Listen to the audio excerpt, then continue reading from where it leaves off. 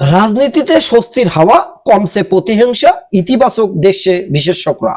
তিনবারের প্রধানমন্ত্রী BNP chairperson Begum Khaleda জিয়ার মৃত্যুর পর দল মত নির্বিশেষে সব রাজনৈতিক দল ভারপ্রাপ্ত চেয়ারম্যান তারেক রহমানের পাশে এসে দাঁড়িয়েছে। হাদি হত্যাকারীদের ফিরিয়ে আনা হবে বললেন নৌপরিবহন উপদেষ্টা brigadier of M Sakhawat Hossain বলেছেন।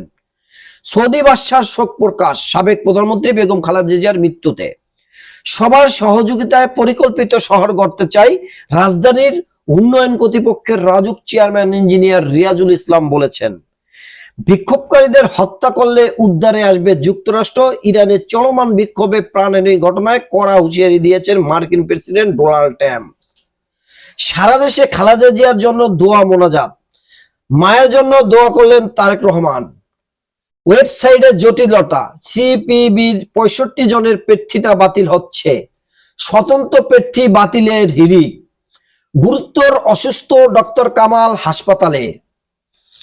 জামাতের আমির বললেন জাতীয় ঐক্যের মাধ্যমে কল্যাণ রাষ্ট্র প্রতিষ্ঠা সম্ভব। বাংলাদেশকে ভালো প্রতিবেশী বললেন জয়শঙ্কর। ভোটযুদ্ধে মহাপ্রস্তুতি ফেসবুকেও। মনোনয়নপত্র যাচাই বাছাইয়ের মান্না আজাদ সহ বাদ পড়লেন অনেকেই।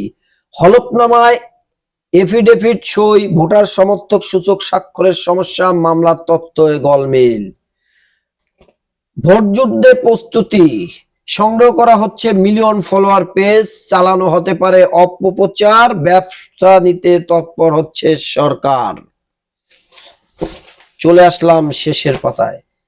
খালেদা জিয়ার সমাধিতে মানুষের ঢল। রাষ্ট্রীয় শোকের তৃতীয় দিন দেশনেত্রী বেগম খালেদা জিয়ার কবর জিয়ারত করতে মানুষের ঢল নেমেছে। দলীয় নেতাকর্মী ছাড়াও সাধারণ মানুষের ভিড় ছিল লক্ষণীয়। বিভিন্ন সংগঠনের ব্যানার নিয়ে তারা জিয়া উদ্যানে উপস্থিত হন। সকালে জিয়া পরিবারের সদস্যরা খালেদা জিয়ার সমাধিতে ফুলের তোড়া দিয়ে শ্রদ্ধা জানায়। দাদা দাদির কবর জিয়ারতে জাইমা রহমান। হেভিওয়েট প্রার্থীদের যত সম্পদ।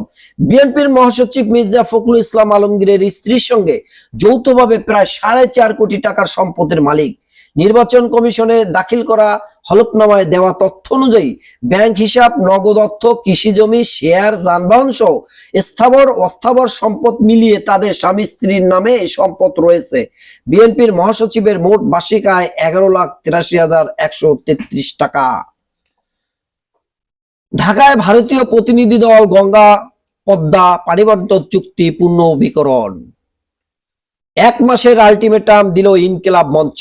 আগামী 30 কার্য দিবসের মধ্যে শহীদ শরীফ ওসমান হাদির হত্যার বিচার না হলে সরকার পতনের আন্দোলন শুরু করবে বলে হুঁশিয়ারি দিয়েছেন ইনকিলাব মঞ্চ।